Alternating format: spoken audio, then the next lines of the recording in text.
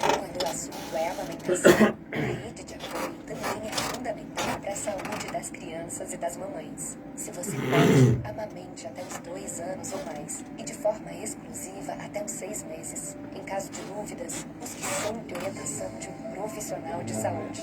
Apoie a amamentação. Proteger o futuro é papel de todos. Saiba mais em saúde.gov.br/amamentação. Ministério da Saúde, Governo Federal, Pátria Amada Brasil. Sabe qual é o principal inimigo do mosquito? Você. Quando você faz a sua parte, o mosquito perde força. Por isso, descarte o lixo corretamente, mantenha o quintal limpo e dê atenção aos locais e objetos que podem acumular água. Vamos eliminar os criadouros. Faça a sua parte. Combater o mosquito com você, comigo, com todo mundo. Saiba mais em gov.br/combate a Aedes. Ministério da Saúde, Governo Federal. Todo sábado, 1h, você se conecta com um bate-papo esclarecedor sobre o mundo cristão. Conexão de Líderes. Conexão de Líderes. Sábado sempre da 1 às 3 da tarde. Aqui na Rádio Paz FM, a rádio da família.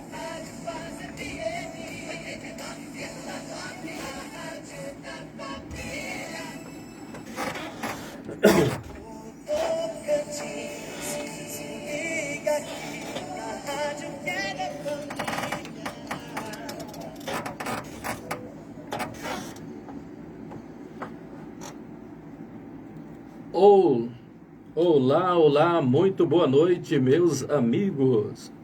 Estamos iniciando agora Bíblia em Foco, aqui na Rádio Paz FM, a rádio da família, 89,9, uma transmissora do Sistema Rio Bonito de Comunicações. Muito obrigado você que agora abre a porta da sua casa, do seu coração, para estar recebendo, nesta oportunidade, a palavra de Deus, através aqui deste programa tão abençoado, Bíblia em Foco, todas as sextas-feiras. Eu, pastor Eurípedes Venâncio, com todo amor, com todo carinho no coração, estamos aqui para ministrarmos mais uma maravilhosa pré-aula da revista Betel, aqui do nosso campo Nação Madureira. Com grande alegria assim o fazemos. Diz que o crente, ele renova as suas forças como águia. Antes mesmo de iniciar o nosso programa, gostaríamos aqui muito carinhosamente de estar pedindo a todos vocês, amigos, ouvintes aqui da Rádio Paz FM, com muito carinho, as vossas intercessões. Agora há pouco eu falava aqui com o colega que nos antecedeu, a dificuldade de poder estar aqui hoje transmitindo a palavra de Deus nesse horário. Este mês foi um dia extremamente difícil e para quem não tem sido difícil estes últimos dias, dias de isolamento, de pandemia. Em um curto espaço de tempo nós perdemos 2 tios, meu tio Tião e meu tio João Batista. Tio Tião, pessoa tão querida, amado, quase todos os anos estava aqui em Palmas para nos visitar, e morreu quando estava completando agora 1 mês. Acabo de perder também um tio, e esse meu tio passou por um momento muito delicado, lutou pela vida, teve que fazer uma cirurgia muito rapidamente. Os familiares reuniu para poder organizar e fazer, mesmo que um custo muito alto, fizemos aí, corremos atrás, passou por uma cirurgia, e na segunda cirurgia acabou que realizou com sucesso, mas não conseguiu resistir e veio morrer, Então veio a falecer. O importante é que morreu, descansou no Senhor, era servo de Deus, louvado seja o nome do Senhor Jesus.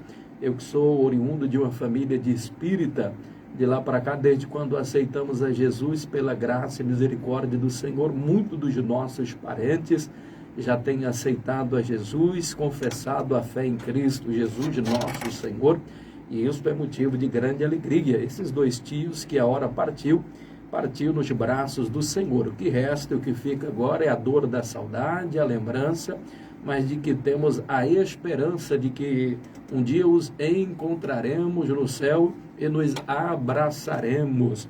Então, coração meio que partido, dilacerado, com a dor da saudade, é uma das dores mais difíceis de nós suportarmos. Dói o peito, dói a nuca, dói as pernas, dói todo o corpo, dói a alma, mas a vida que segue, e nós temos a nossa responsabilidade aqui no programa, e com alegria aqui estamos para ministrarmos mais uma aula.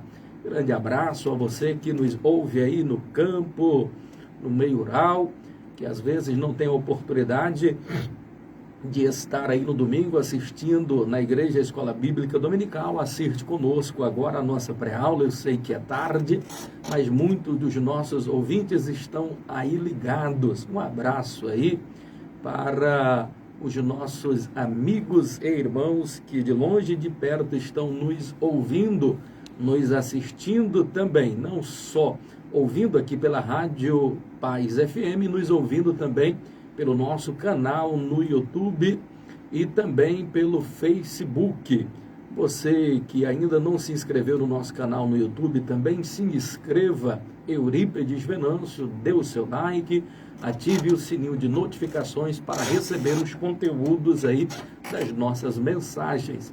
Além desta pré-aula que nós damos aqui na sexta-feira, aqui na rádio, a terça-feira, todas as terças-feiras de manhã, nós ministramos uma outra pré-aula onde a gente dá ênfase ao tópico 2 e o tópico 3. E na sexta-feira a gente enfatiza mais o tópico de número 1. A bem da verdade que a gente aborda toda a lição, mas em preferencial abordamos mais o tópico de número 1 nas sextas-feiras. Vamos então para o conteúdo da nossa lição. Lição 7 da nossa revista Betel. Deus intervém através de suas ações. Deus intervém através de suas ações. Às vezes não ficou assim muito claro o conteúdo aqui da revista quando diz Deus intervém através de suas ações. Essas ações é de Deus? Essas ações se referem ao homem? Se referem a nós? De que espécie de ações está se falando aqui? Ora, a ação aqui que está querendo mencionar a revista é que Deus ele vai intervir a partir do momento que nós tomamos uma atitude, a partir do momento que nós temos uma ação. Às vezes Deus está esperando apenas uma atitude da nossa parte, porque fé e ação, ou fé sem ação é tolice, é burrice. Muitas das vezes nós temos fé, mas nós não tomamos uma atitude, não tomamos uma ação. Ora, eu tenho fé que vou passar em um concurso. Ora, eu tenho fé que logo, logo eu serei um médico, eu serei um advogado, mas não estude não, camarada. Não estude não vá para a escola, porque Deus, ele não é injusto. E a Bíblia diz que o reino do céu, ele é feito de justiça. Será que não seria uma injustiça, por exemplo, eu aqui sentado em um berço esplêndido, esperando aqui uma bênção chegar, não estudo, passo o dia inteiro assistindo Netflix, fazendo um monte de coisa, jogando videogame, aí eu acho que Deus tem a obrigação de que porque eu sou crente, porque eu creio, e ele vai, não, Deus, ele é Deus de justiça, ele não vai tomar a vaga de alguém que está, mesmo sendo ímpio, mas está se esforçando, se esmerando e estudando, só pelo fato de que você tem fé, mas você não tem nenhuma ação, nenhuma atitude que demonstre. Então, haja, toma uma posição. A partir do momento que você toma uma posição, Deus vai intervir. Então, só abrindo aqui esse parêntese, o que se refere, o que quer dizer, Deus intervém através das suas ações. Ou seja, Deus, muitas das vezes, só vai agir quando você também começar a agir. Então, você vai observar que em todos os milagres de Jesus, via de regra, ele dizia, eu precisava e falava para a pessoa tomar uma atitude. Para o cego, ele diz, olha, passa um lodo, vai lá no tanque agora e lava. Precisava daquilo dali? Não, Jesus era o Todo-Poderoso. Mas para mostrar que a fé, ela sempre vem aliada com as ações. Eu sempre costumo aqui dizer lembrar uma frase de pastor Silas Malafaia, que diz que as atitudes são determinantes. Por quê? As atitudes que nós tomamos na vida vai determinar o tipo de pessoa que eu sou, e o tipo de pessoa que eu sou vai determinar o meu estilo de vida. Ou seja, o que eu serei amanhã depende muito das minhas ações no tempo presente. Por quê? Deus não pode fazer nada pelo meu futuro, nada pelo seu futuro, sem que primeiro você cuide do seu presente. Precisa ter uma atitude, uma ação. Aí sim eu posso influenciar o meu futuro. Se o passado eu não posso mexer, porque já ficou no passado, as minhas ações no tempo presente vai influenciar significativamente, quantitativamente, qualitativamente o que eu serei e a posição aonde eu estarei amanhã. Então isto é por demais importante. O textuário aqui da nossa lição fala: invoca-me no dia da angústia e eu te livrarei, e tu me glorificarás. Olha só que bênção, invoca-me no dia da angústia e eu te livrarei. Então o socorro de Deus, querido, é maravilhoso e ele é bem presente, está bem pertinho aí da gente, não está longe não. Basta apenas nós o clamarmos de corpo, alma e coração, e ele nos livrará e nós glorificaremos ao Pai. Por isso, verdade aplicada. Esther não se corrompeu com o sistema e, apesar de estar intimamente inserida nele, continuou fiel a Deus e ao seu povo. Ou seja, a rainha Esther, ela não se deixou se mover, se moldar pelo sistema, não se deixou influenciar pelo mundo. Ao contrário, as pessoas que estavam à sua volta é que foram influenciadas por ela, pela garra, pela fé, pela coragem e pelas suas ações e atitude com caráter sempre íntegro e ilibado. Então é muito importante nós observarmos isto daí. Nós temos 3 objetivos muito claro aqui na nossa lição, no tópico 1, tópico 2 e o tópico de número 3.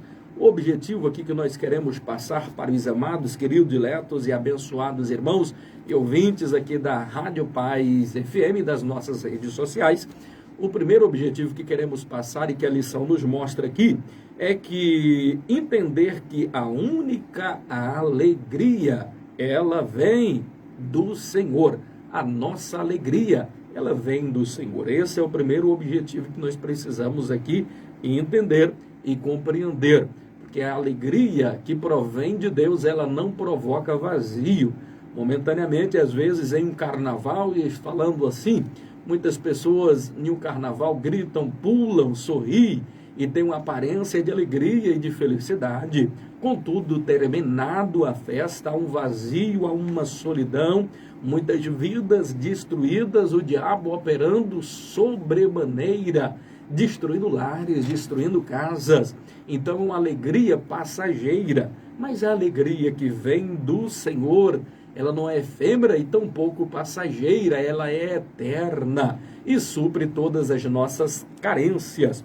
O objetivo 2 aqui da nossa lição é destacar que o verdadeiro refúgio está em Deus. O nosso refúgio, querido, está em buscarmos a Deus.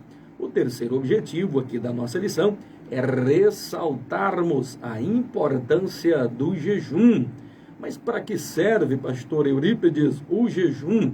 Como devemos jejuar? Existem muitas dúvidas com relação a isso e existe uma infinidade de informações e às vezes até de desvios teológicos e algumas sandices e muitas criancices em relação a este tema do jejum, porque não deve ser feito de qualquer maneira. Então, nós vamos estar aprendendo lá no tópico 3 a importância do jejum, para que serve e de que forma nós devemos oferecer a Deus um jejum. Falaremos sobre isso logo mais na frente. O texto aqui de referência está em Esther, no capítulo de número 4, versículo de número 13 ao versículo de número 16. Se não, vejamos, percebam. O texto diz: Então disse Mardoqueu que tornassem a dizer a Ester: não imagines em teu ânimo que escaparás na casa do rei, mais do que todos os outros judeus. Verso 14. Porque se de todo te calares neste tempo, socorro e livramento de outra parte virá para os judeus, mas tu e a casa de teu pai perecereis. E quem sabe se para tal tempo como este chegar-te a este reino. Verso de número 15. Então disse Ester que tornassem a dizer a Mardoqueu: vai, ajunta todos os judeus que se acharem em Susã, e jejue por mim, e não comais, nem bebais por 3 dias, nem de dia, e nem de noite. E eu, as minhas moças também assim, jejuaremos, e assim irei ter com o rei, ainda que não é segundo a lei, e perecendo, pereço. Louvado, engrandecido ao nome do Senhor Jesus. Que Deus nos abençoe na condução desta palavra e que vocês abram o seu coração. O texto de referência, o pano de fundo aqui, queridos, para entrarmos aqui na introdução, qual é? Primeira coisa que eu preciso ter em mente aqui, queridos, mesmo Ester sendo a mulher do rei, o maior mandatário da sua época, o todo-poderoso, a nação mais poderosa do mundo, eles eram o todo-poderoso, e mesmo esta mulher tendo a prerrogativa, o privilégio de ser mulher de alguém tão poderoso, isto não significava dizer que ela não tinha algumas proibições. Claro que sim. Outra coisa que precisa ficar claro aqui é porque é que Mardoqueu não falou diretamente com Ester. Talvez você não saiba, querido, porque ele não podia, mesmo ele sendo e fazendo parte ali da equipe composta dos soldados do rei, ou alguma função que ele exercia ali, porque ele estava sempre à porta do palácio, isso denuncia que ele tinha algum cargo ou função, algum serviço que ele exercia ali.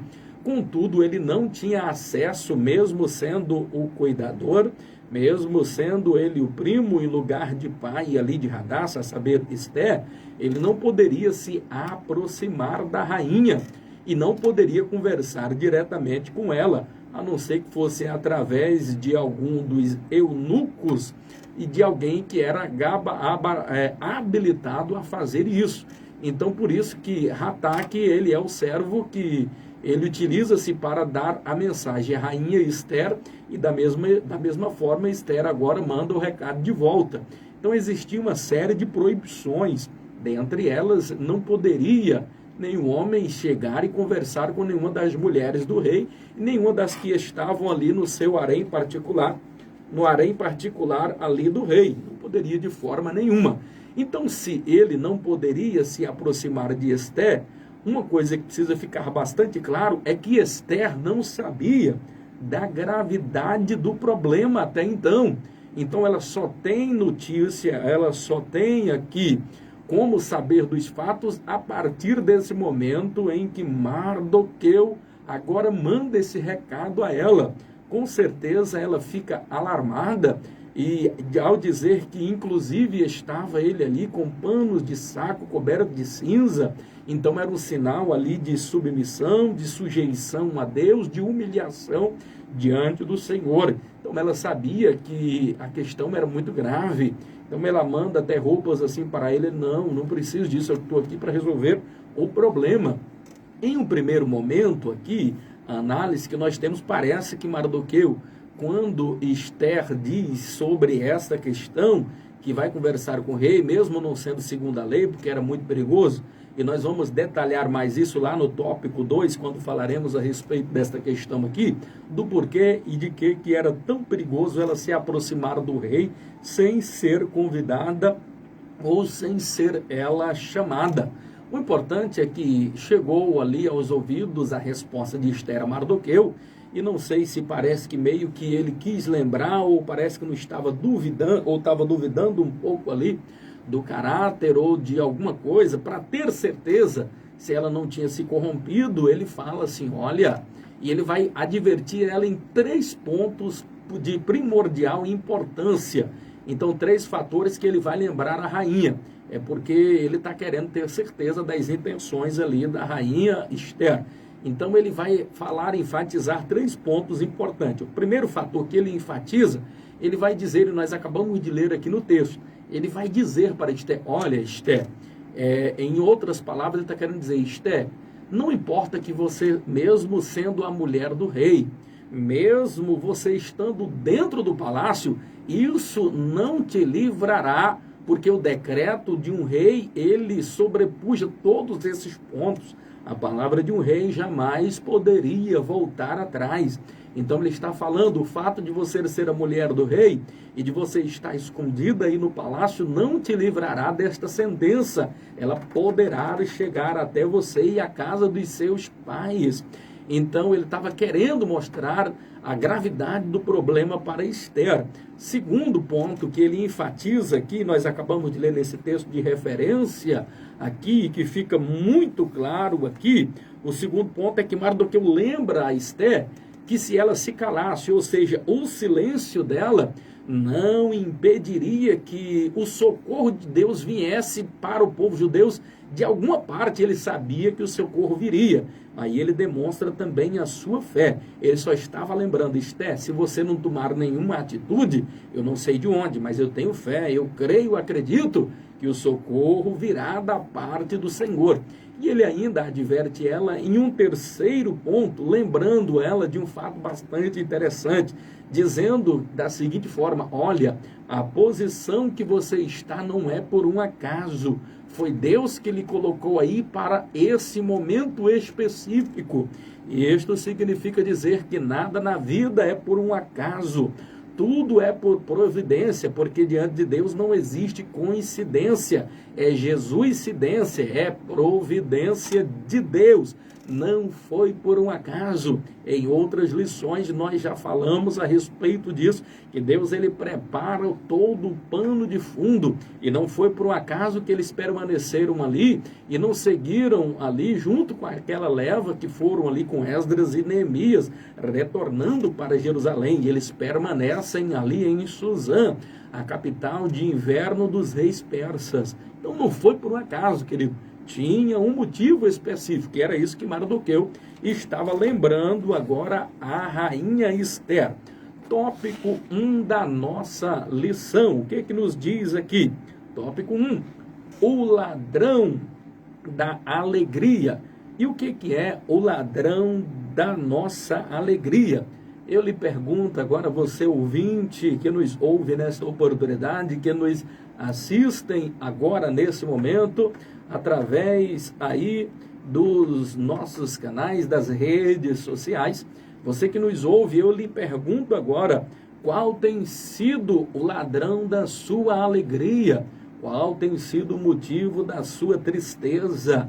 Qual tem sido as dívidas? É um casamento que está se fracassando, desenhando um fracasso que está se acabando? São enfermidades na alma que precisam ser curadas? São enfermidades no corpo? O que tem roubado a sua alegria? Eu não sei o que é que tem lhe roubado a paz, roubado a alegria, mas gostaria de lhe trazer à memória que a vontade de Deus é que a tua alegria não se perca e que todos os ladrões que têm tentado roubar a sua alegria venham ser todos jogados por terra.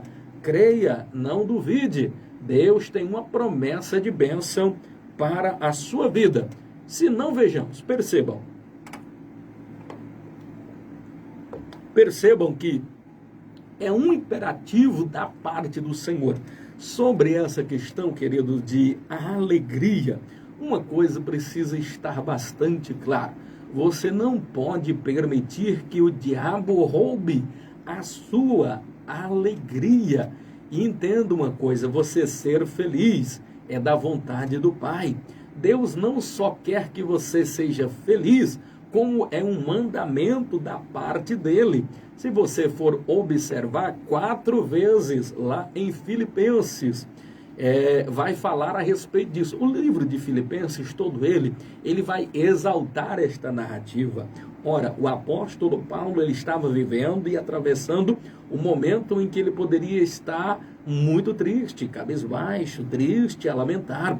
Estava já vislumbrando os últimos dias da sua vida, quem sabe já aguardando a sua condenação, mas este homem, ele vai falar de forma tão clara, e você perceba que desses 4 capítulos que nós temos aqui, 2007 palavras, ele vai utilizar 14 vezes a expressão alegrai-vos no Senhor, alegrai-vos no Senhor, ou seja, a alegria é um mandamento, aí é imperativo.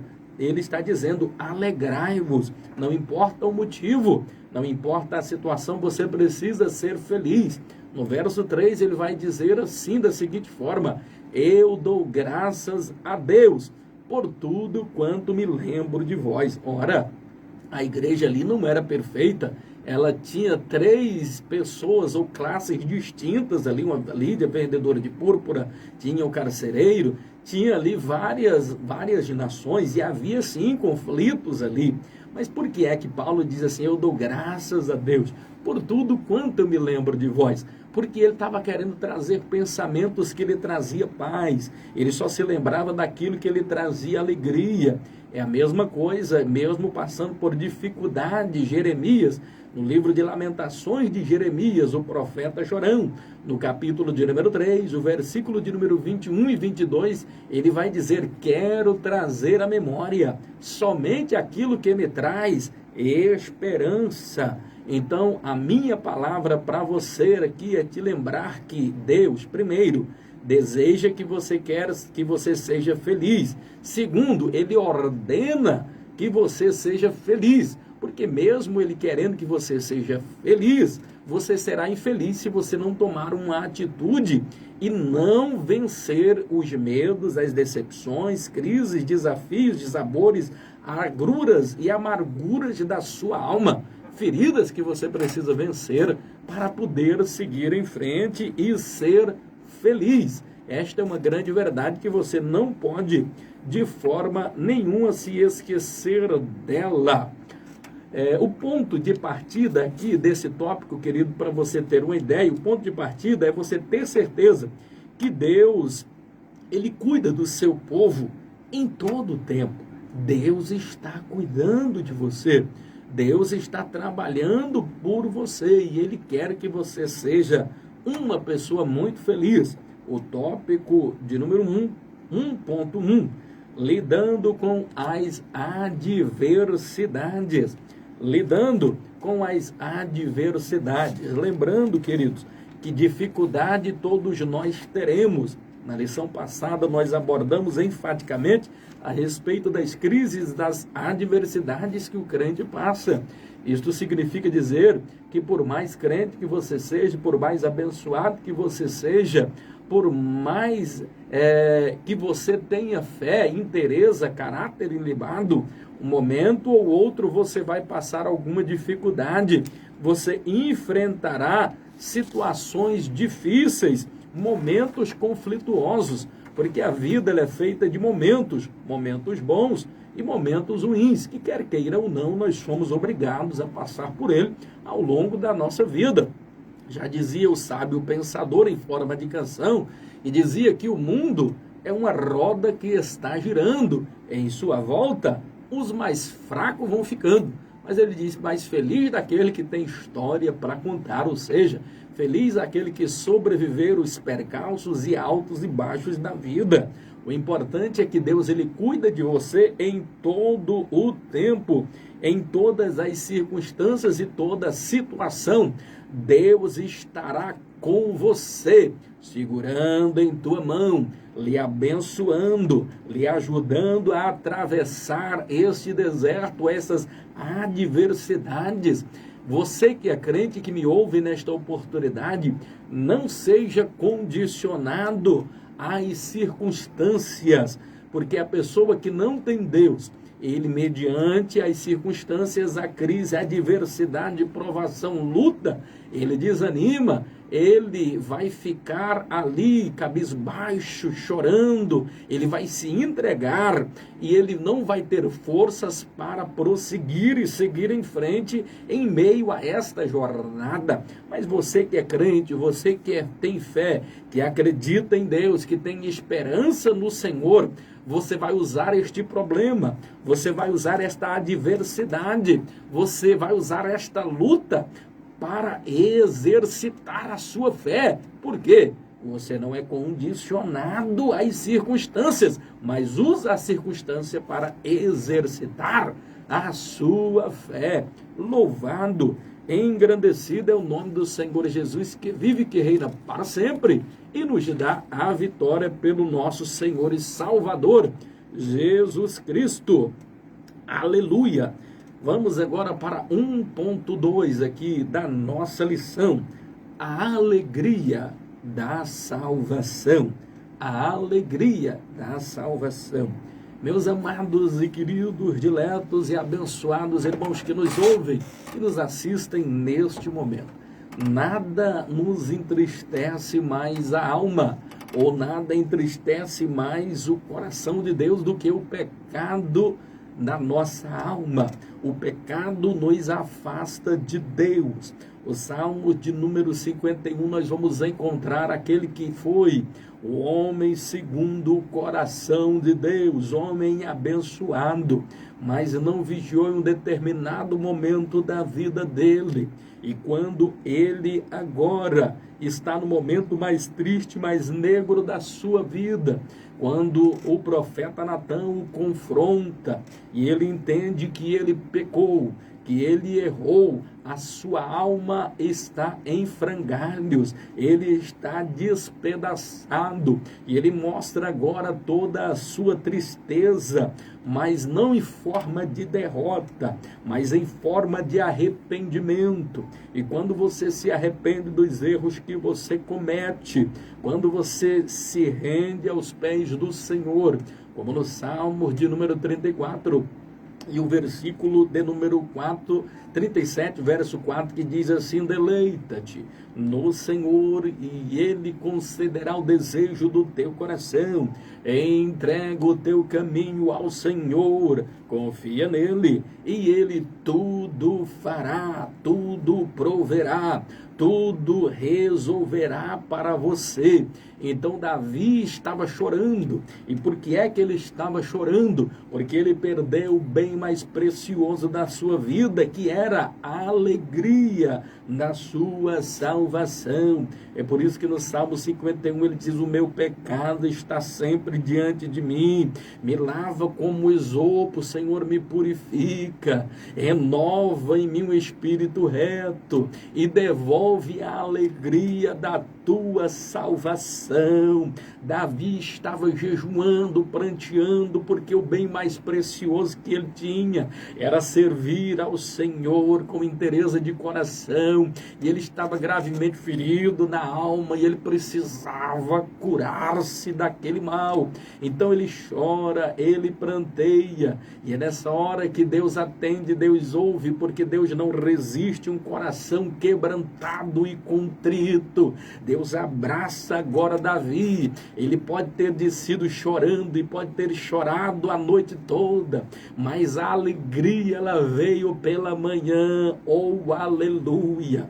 Não importa o teu erro, o teu pecado, se alguma coisa lhe roubou a alegria da tua salvação, Deus, ele é um advogado fiel e justo, pronto a lhe ouvir, lhe perdoar os seus pecados, sarar a tua alma, curar as tuas feridas. Deus, ele é perito em consertar vaso trincado, vaso rachado, vaso quebrado, e ele te restaura nesta oportunidade, em o nome de Jesus. Ele quer renovar as suas forças, ele devolver a alegria da tua salvação. Assim como Esté, temos que ter certeza de que o Senhor nos ouve. você precisa ter certeza que Deus lhe ouve, que Deus ele trabalha em prol daqueles que esperam nele. Nós observamos lá em Isaías, no capítulo 40, o versículo 31, diz que os que esperam no Senhor renovarão as suas forças, subirão com asas como águias, correrão e não se cansarão, caminharão e não se fadigarão. Olha só, o segredo daqueles que esperam em Deus, que tem fé, que busca, que acredita. A palavra de Deus ela é bastante clara em Hebreus.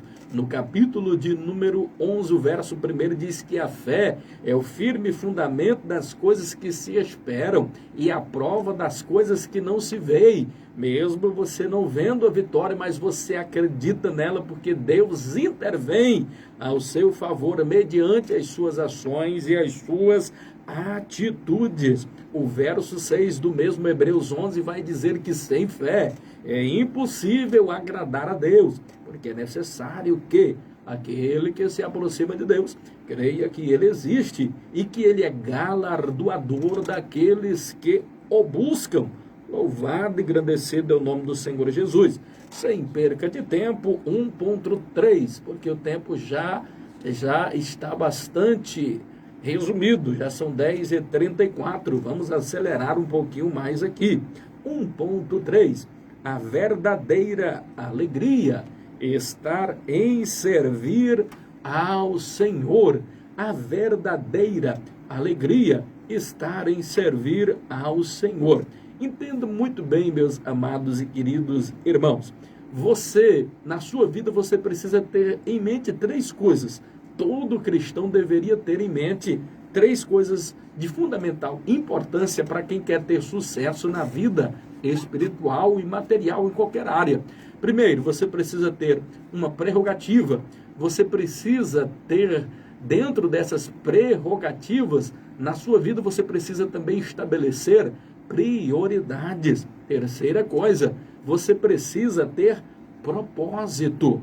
Então, o que é prerrogativa? A primeira coisa, que vem logo abaixo das outras 2 que eu acabei de mencionar. Primeiro, aí, nós vamos ver o que é prerrogativa. Prerrogativa, na verdade, elas são privilégios que nós temos. Então, cada privilégio são coisas, circunstâncias que vai diferir você das demais outras pessoas. É uma característica peculiar que é reservada a você. É um privilégio dado à sua pessoa. Então, qual é a sua principal prerrogativa?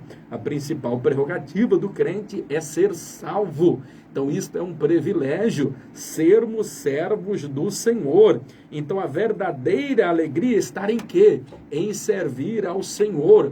O crente precisa ter esta prerrogativa em mente e jamais ele pode desviar-se dela e jamais ele pode se esquecer que ele tem uma prerrogativa em sua vida, que ele é salvo, e por ser salvo ele precisa servir a Deus com alegria.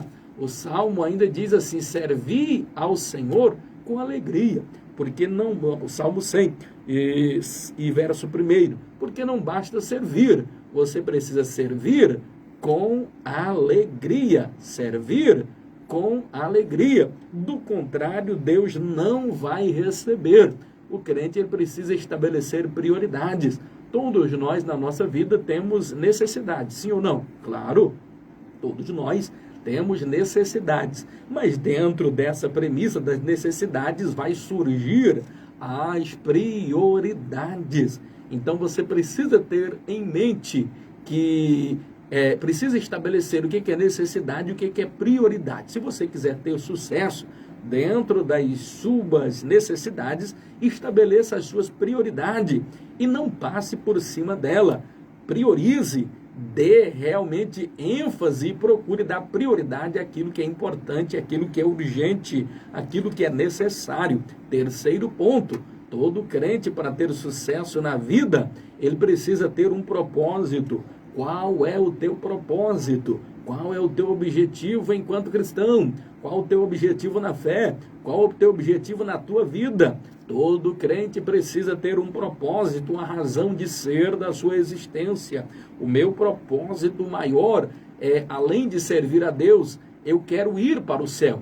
Então, servindo a Deus, tendo uma vida aqui reclusa diante da presença do Senhor Jesus, abandonando tudo aquilo que desagrada ao Senhor, que me afasta de Deus, eu abandono, eu escolho ser honesto, porque eu sei que no final do caminho existe um céu, e o meu propósito é ir para este céu, o meu propósito é a minha salvação, o meu propósito é me encontrar com o Senhor.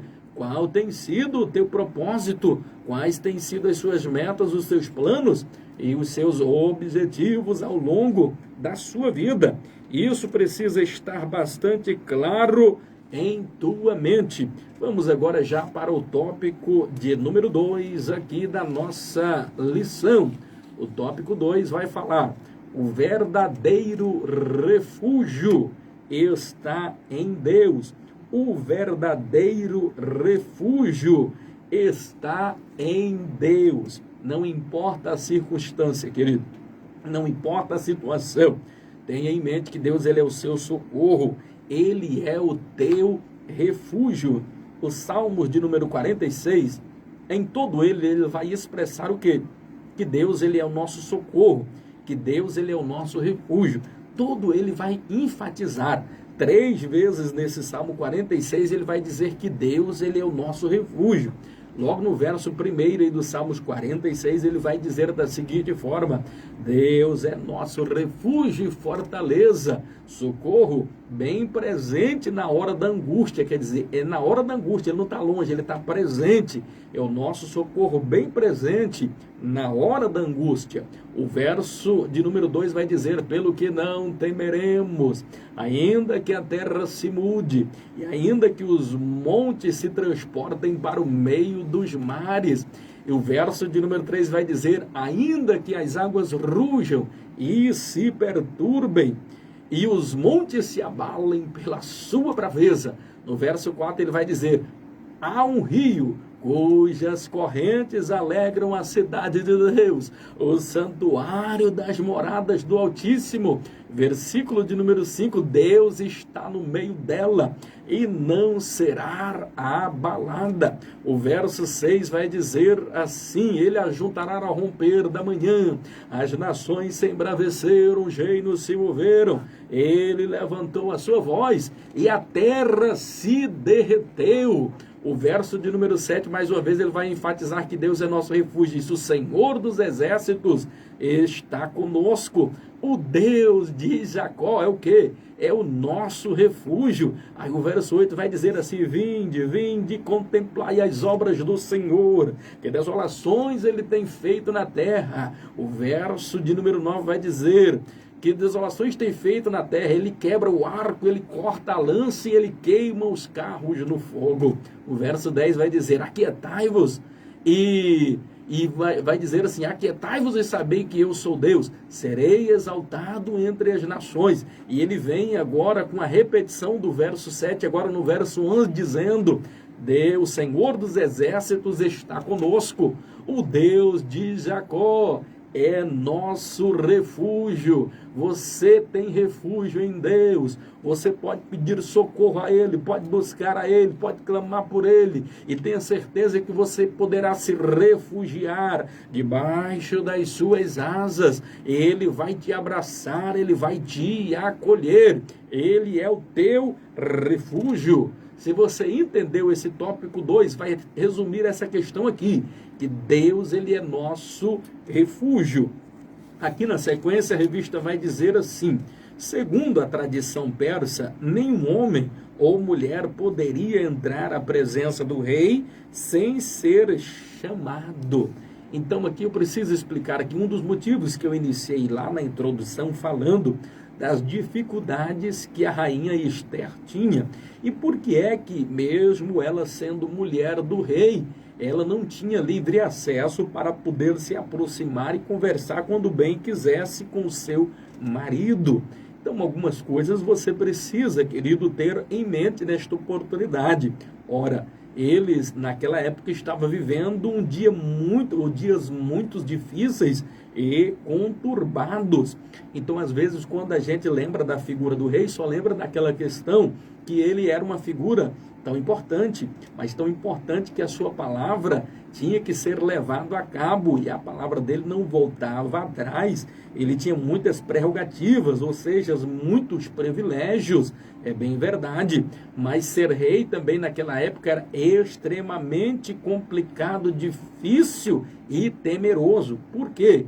Este mesmo rei Assuero, dentro da sua família, já tinha vivenciado e passado por isso, conspiração, e que viu morrer na sua família rei, porque as pessoas envenenavam, havia o complô, às vezes até dentro da própria família, que era o caso que ocorreu.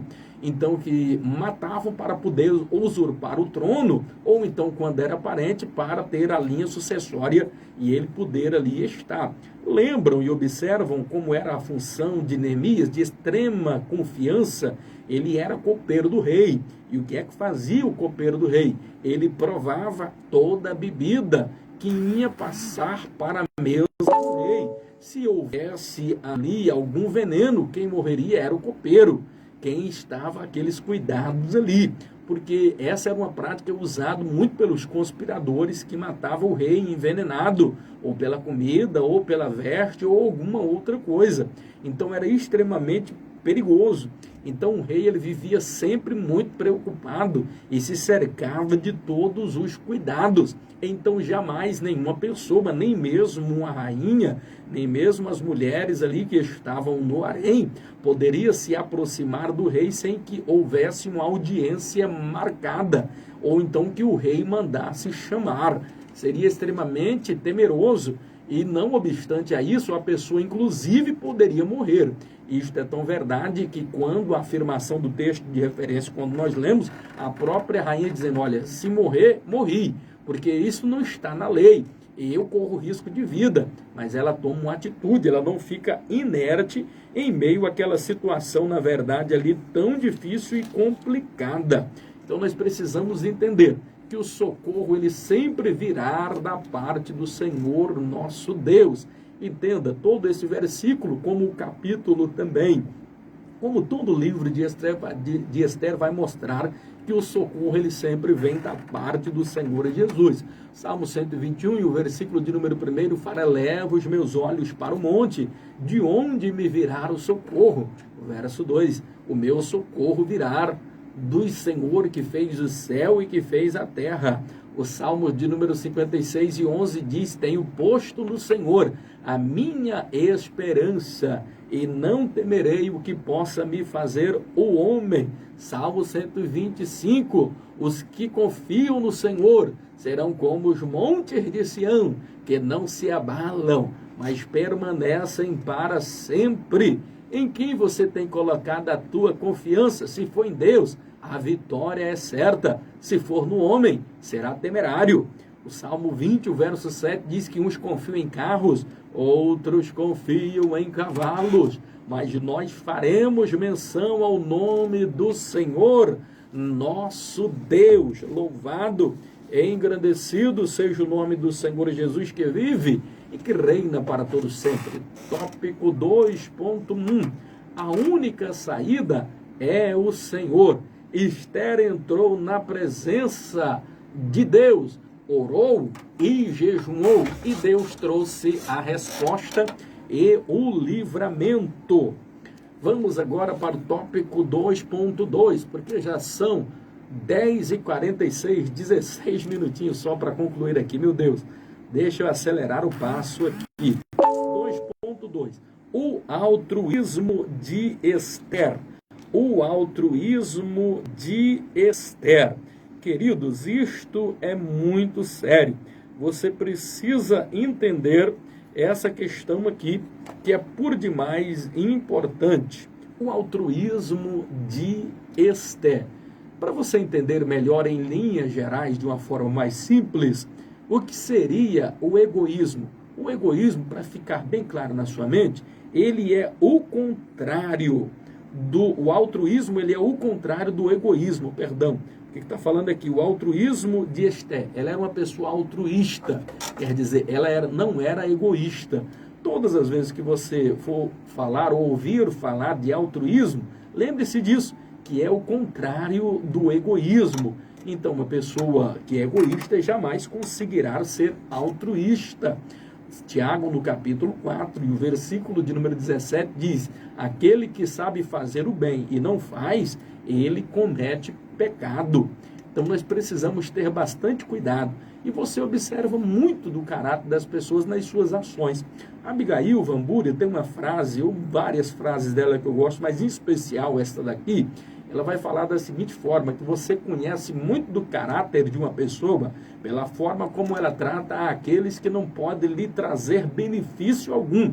Vou repetir, você conhece muito do caráter de uma pessoa pela forma como ela trata aqueles que não podem lhe trazer benefício algum.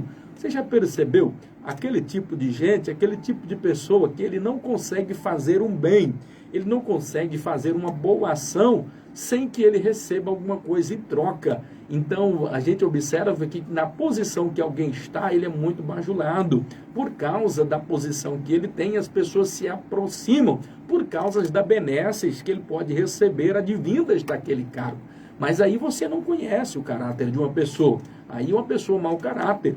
Mas agora, se você for observar uma pessoa que trata bem aqueles, que é pobre, que não tem uma condição financeira assim tão abastarda, mas mesmo assim ele consegue ser complacente, ele é altruísta com essas pessoas, então você vai entender que o caráter desse camarada é muito lindo, é maravilhoso. Agora, fazer altruísmo com aqueles que vão nos trazer algum benefício, para uma pessoa que é abastarda, é por isso que em Provérbios nós vamos observar que quem faz aos pobres empresta a Deus. Então, interessante é que Deus não fica devendo nada para ninguém. Coisa boa é você emprestar para Deus. Toda vez que você faz uma benevolência, um altruísmo para alguém que não pode lhe retribuir por causa da sua condição financeira, por exemplo, você está emprestando para Deus. E com certeza você colherá frutos a respeito disso. E uma das formas, ou uma das multiformes de você servir a Deus, é você servir ao próximo. De repente você não sabia disso. Servir ao próximo é uma das muitas formas de você também servir ao nosso Deus. Que coisa maravilhosa termos esta informação. Esté era uma mulher que, além da beleza, ela também tinha, segundo, tinha fé. Terceiro, ela tinha caráter. E quarto, ela tinha muita coragem, porque ela colocou a sua vida em risco para tomar esta atitude. Diante desta situação, aqui nesse tópico 2.2, uma coisa que precisa ficar claro também para você é que Jesus se importa com a tua dor. Jesus, ele se importa com o teu sofrimento, com aquilo que você está passando ou vivendo.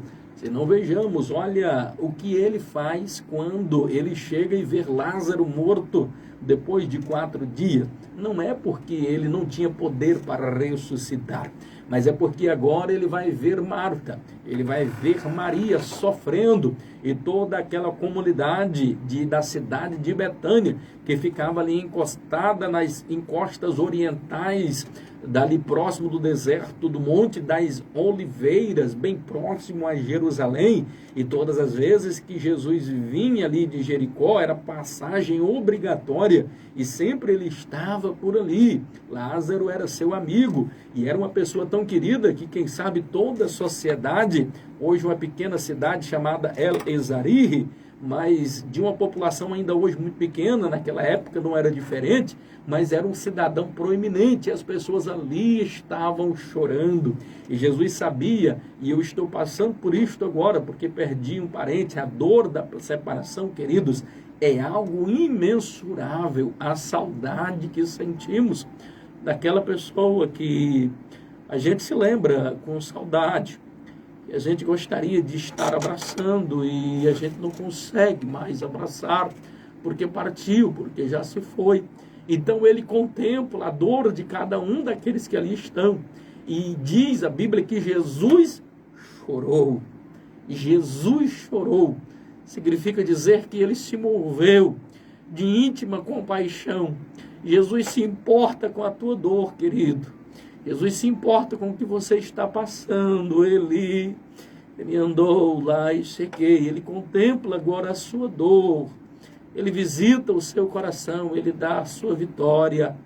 Louvado e agradecido o nome do Senhor. Essa palavra é para você, mas é para mim também nesta oportunidade, nesta noite.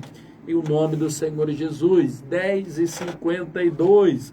Vamos correr agora para o tópico 3. O tópico 2.3 fala o bálsamo do amor de Deus. O amor de Deus lhe constrange nesta oportunidade.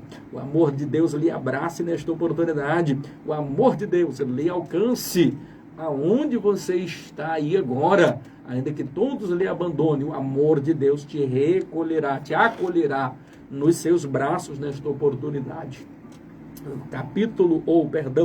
Tópico de número 3, a importância do jejum. Já estamos finalizando, eu quero ver se eu consigo concluir aqui em 7 minutos essa questão aqui. A importância do jejum. Como falei, existe uma infinidade de indagações a respeito do jejum. Para que serve, na verdade, o jejum? O que é o jejum, pastor Eurípides? O jejum ele vai servir para me dar a vitória? O jejum ele vai servir para me abrir uma porta de emprego? O jejum vai me ajudar a comprar um carro? O jejum vai me ajudar a receber uma grande bênção e uma grande vitória? Querido, essa é uma das questões que a gente precisa observar. Então, jejum não é para isso. Pastor, então eu a vida inteira aprendi que jejum é para receber bênção, jejum é para receber vitória, é para tomar posse de uma casa, de um carro. Querido, não existe sandice maior. Aonde é que você aprendeu na Bíblia que jejum é para isso? Pastor, mas Esther não jejuou aqui para ter uma grande vitória, para ter... Primeiro que esse jejum aqui é coletivo. E existe uma diferença do jejum coletivo e o jejum individual. Então, quando o jejum é coletivo, ele tem um propósito, ele tem um objetivo. Mas você já observou como é o objetivo do jejum individual que você faz? Para que ele serve? Segundo, mesmo sendo um jejum coletivo, quem disse que esse jejum foi para Esther ter uma bênção? Não. Percebam que na fala dela, ela disse, olha, jejuem tu e todo o povo, e eu e as minhas moças também jejuaremos. Ora, então ela teve o cuidado de evangelizar. Então, se as suas moças iam jejuar com ela, os eunucos que estavam ali junto com ela, era porque ela já tinha evangelizado, já tinha falado de Deus. Então, perceba, e ela vai dizer assim, eu vou jejuar também, de dia e de noite, durante 3 dias, e eu vou entrar à presença do rei. E ela vai dizer, olha, se eu perecer, pereci. Então, a questão aqui não era para Deus livrar ela da morte, esse jejum. Para que serve o jejum? O jejum, queridos, e coloque na sua mente, ele serve para alimentar o teu espírito. Ele é algo que é íntimo seu e Deus. Jesus nos explicou, nós vamos ver lá no Novo Testamento, inclusive, que se não fosse um jejum coletivo e se fosse um jejum individual, ninguém nem poderia saber. Era só você e Deus, você tinha que lavar o rosto, fazer de tudo para que as pessoas não desconfiassem. Porque tem muitas pessoas que tocam trombeta, estou jejuando, estou fazendo.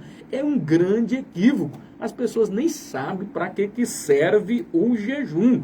E a Bíblia ela é bastante enfática e nos esclarece a respeito disso. Para que serve, pastor, o jejum? Primeiro, o jejum ele serve para enfraquecer, mortificar a sua carne. Pastor, mas eu posso receber? Até recebe, mas isto não é via de regra, porque o jejum ele vai mortificar a sua carne. Ele vai, na verdade, enfraquecer a tua carne. E existe uma guerra muito grande entre espírito e a carne. Então, se a carne é para enfraquecer, ou se o jejum é para enfraquecer esta carne, logo ela vai nos aproximar de Deus. Então, quando você jejuma para Deus, se consagra para Deus, você está ali enfraquecendo a sua carne e fortalecendo o teu espírito, fortalecendo a tua fé. Então, quando Esther, ela faz este jejum e manda fazer coletivo, não era nem pensando em si na vitória, mas pedindo para Deus a fortalecer, para que se fosse morrer, ela morreria. mas ela iria tomar uma atitude. O jejum dela aqui não foi para livrar da morte, e sim para fortalecê-la espiritualmente e receber uma direção de Deus. Lógico que quando nós nos aproximamos de Deus, quando nós o buscamos, nós sentimos-nos fortalecidos, e Deus com isso, com a nossa aproximação, Ele vai, na verdade, até nos abençoar de alguma forma, nos entregar a bênção. Mas o jejum não é para isso. Não é para receber vitória. O jejum é para enfraquecer a sua carne. Segundo, o jejum é para quebrantamento da nossa alma diante de Deus, ou seja, para nos humilhar. Salmos 35, verso 13, fala a respeito disso. Sobre a questão do enfraquecer e mortificar, o Salmo 109, verso 24, vai falar muito a respeito dessa questão. Terceiro, no Salmo 69, o verso 10 e o verso 11, vai nos dizer que o jejum é para castigar a nossa alma, ou seja, levá-la ao pó, nos humilharmos na presença do Senhor, e Ele vai nos abençoar. Você quer ver uma outra sandice que às vezes as pessoas têm em relação ao jejum? As pessoas acham que o jejum ele tem um poder mágico. É como que uma varinha de condão. Eu estou super poderoso porque eu jejuei, porque eu vou fazer isso. Então o jejum ele não possui nenhum poder mágico para nos abençoar e nos trazer alguma vitória. Não, o jejum é para lhe fortalecer espiritualmente. Mas me fortalecendo espiritualmente, eu também não posso receber vitória? Pode. O que eu estou querendo dizer é que isso independe. Você está buscando ao Senhor. Perceba que o profeta chorão Jeremias, ele orou, ele pranteou, ele vestiu pano de saco e cinza. E nem por isso ele teve vitória, porque foi o único dos que pregou e ninguém se arrependeu. Contudo, assim, ele não perdeu a sua alegria da sua salvação. Então, assim, alguém pode pensar, mas como é que alguém jejua tanto e não tem vitória? Porque ele estava jejuando, era para se fortalecer, para vencer as lutas. Agora, com isso, Deus pode abençoar ou não. Mas o motivo principal do jejum é para você mortificar a sua carne, é para você se aproximar de Deus.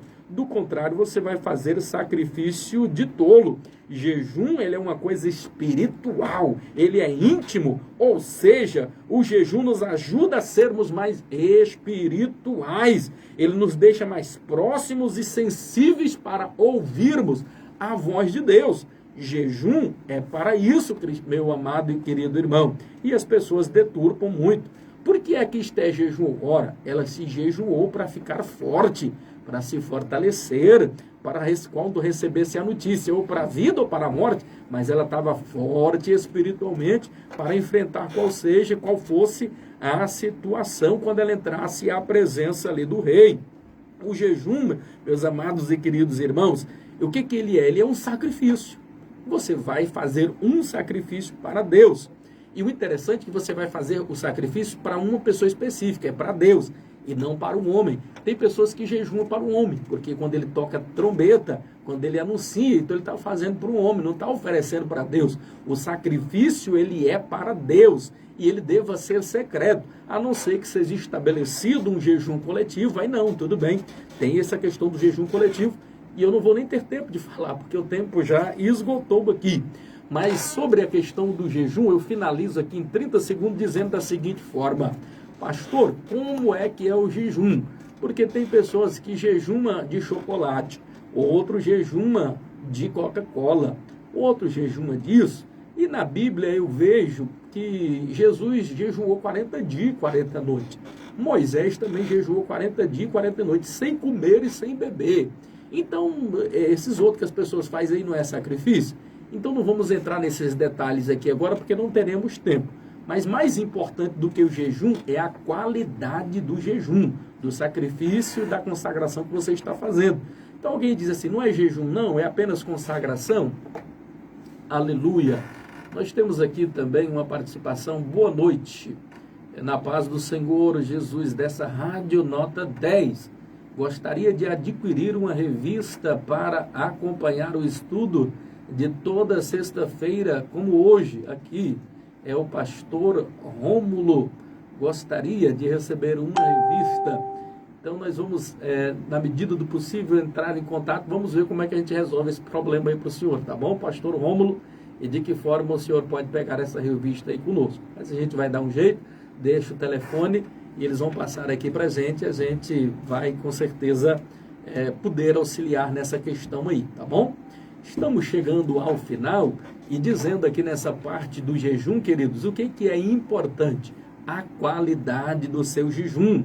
Entenda uma coisa, não faça sacrifício de tolo.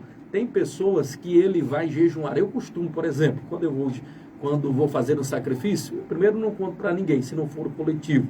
Então, à meia-noite, eu começo o meu propósito ali, e às 6 horas da manhã eu já estou de pé, porque eu quero aproveitar todo aquele período. Tem pessoa que é diferente, ele está em jejum e ele deixa para acordar 11 da manhã, meio-dia, porque se ele não vai ver nem o tempo passar. Querido, você está fazendo sacrifício de tolo. Você está fazendo jejum ou você está fazendo um regime para emagrecer? Primeiro que jejum não é para emagrecer, não é regime. O jejum você vai fazer para Deus. Isso significa dizer que durante o período que você está jejuando, ore a Deus, consagre a Deus. Não permita que alguém venha roubar a tua consagração. Não brigue com seus filhos, não deixe que uma desatenção, desaboro com a mulher ali, venha fazer com que você perca o seu jejum, o seu sacrifício ali. Importante não é o tempo, e sim a qualidade. Se você pode fazer até meio-dia, faça, até às 9 da manhã, faça. Mas se você puder fazer um dia, não importa. O mais importante é a qualidade do sacrifício e do jejum que você está oferecendo a Deus. Por quê? Você não pode oferecer a Deus um sacrifício de qualquer maneira, um culto à sua maneira, assim como Caim tentou fazer. Deus não recebe. Tem muitas pessoas que eles passam fome, mas não estão jejuando, porque Deus não está recebendo aquilo, porque o que ele está fazendo é sacrifício de tolo.